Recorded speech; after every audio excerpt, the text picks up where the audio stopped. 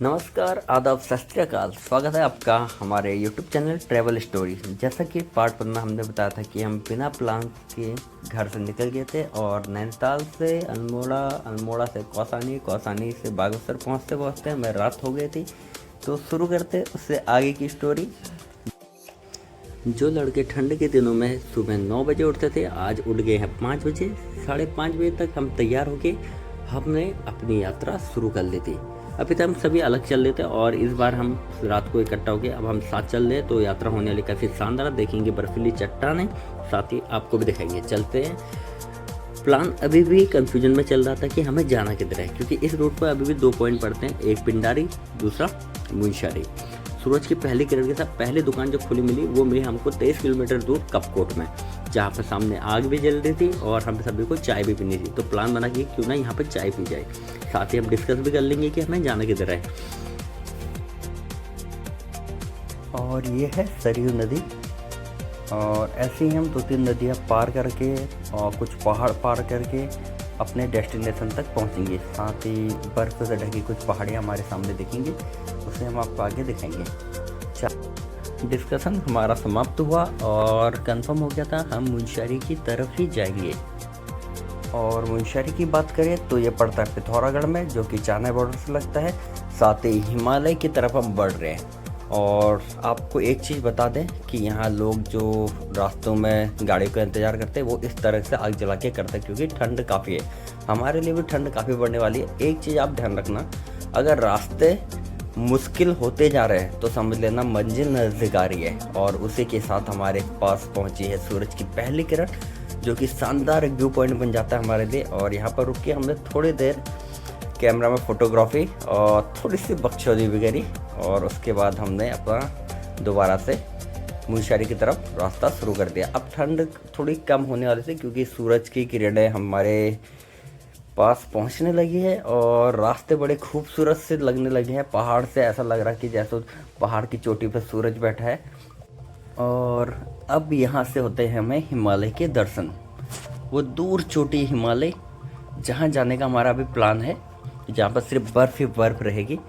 लेकिन समय हमें इजाज़त दे नहीं रहा है, क्योंकि हमारी छुट्टियाँ लिमिटेड है। ऊपर से इन पहाड़ी रास्तों पर स्पीड बढ़ाना काफ़ी ख़तरनाक है, इसलिए हम कोशिश कर रहे हैं कि मैक्सिमम स्पीड के साथ हम उस तरफ बढ़े, जो कि हम समय से पहले वहाँ पहुँच जाए।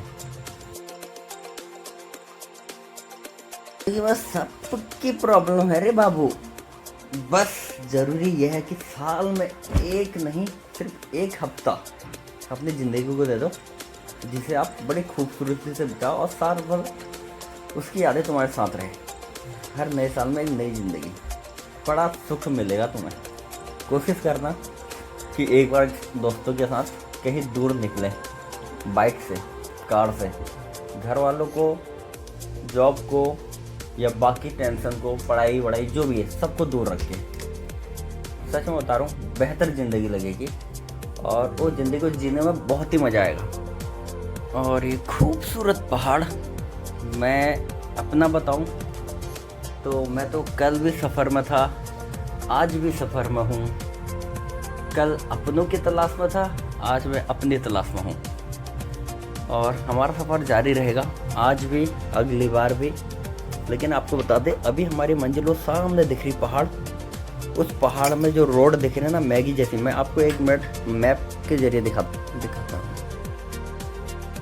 और यहाँ से शुरू होता है उत्तराखंड की घाटियों का सफ़र, जो कि बेहद खूबसूरत नज़ारा है। यहाँ के पहाड़ काफ़ी ऊंचे और मोड़ काफ़ी जानदार है। जितने यहाँ मोड़ टेढ़े हैं, लोग उतने ही सीधे रहते हैं। और व्यू पॉइंट की बात करें तो मोबाइल अगर हाथ में है तो आपकी वीडियोग्राफी चलती रहेगी, क्योंकि हर एक मोड़ पर आपको शानदार व्यू पॉइंट दिखता है। और ये रहा मैं और मेरे साथ हेमू। और एक चीज़ आपको बता दें कि यहाँ के जो मोड़ हैं आप देख सकते हैं, काफ़ी घुमावदार है और थोड़ा सा भी गलती आपको बहुत भारी पड़ सकती है। इसलिए हमने यात्रा थोड़ी हल्की स्पीड में करी। और ये देखिए कितनी खूबसूरत घाटी है, ऐसा लग रहा है जैसे हम कश्मीर की घाटियों में घूम रहे हैं। और आपको सामने जो दिख रही नदी ये है रामगंगा नदी, जो कि हिमालय के तलहटियों से बहते हुए आगे बढ़ रही है। और ट्रैवलिंग के बाद हमने अपना एक नया स्टॉप रखा क्योंकि हमारे साथ वाले पीछे रह गए थे, मगर नेटवर्क के इशू के कारण हमें अपनी यात्रा दोबारा शुरू करनी पड़ी। और आगे जाके एक खूबसूरत व्यू पॉइंट जिसे कहते हैं बिड़थी वाटरफॉल, ये हमको दिखा। तो हमने सोचा कि क्यों ना यहाँ पर उनका इंतज़ार किया जाए कि हम बिड़थी वाटरफॉल भी घूम लेंगे और थोड़ा नाश्ता पानी भी कर लेंगे।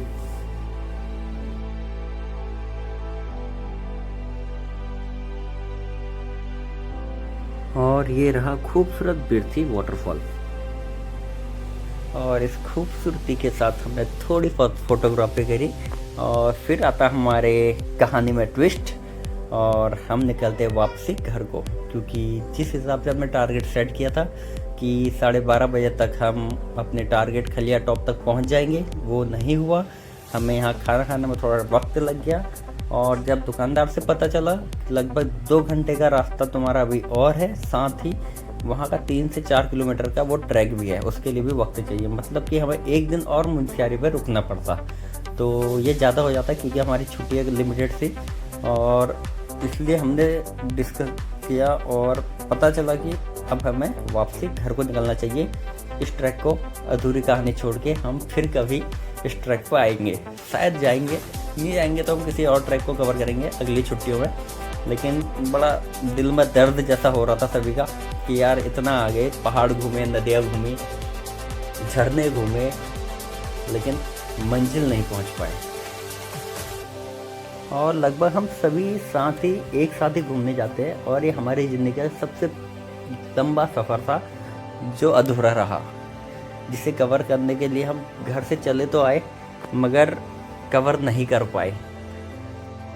और शायद ही किसी ट्रैवलर के साथ होता होगा कि वो जिस सफ़र के लिए निकला हो उसे अधूरा छोड़ के आ जाए, क्योंकि हमारे भी कुछ बंदिशें हैं कि हमारे पास लिमिटेड छुट्टियां थी, टाइम नहीं था, तो हमें छोड़ के आना पड़ा।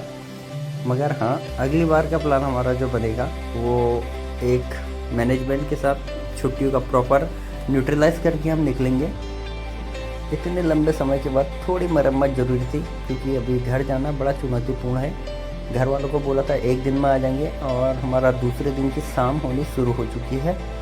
और अब यहाँ से हमारा प्लान बना है नाइट स्टे का, जो कि बागेश्वर क्रॉस करके हम सोमेश्वर में नाइट स्टे करेंगे।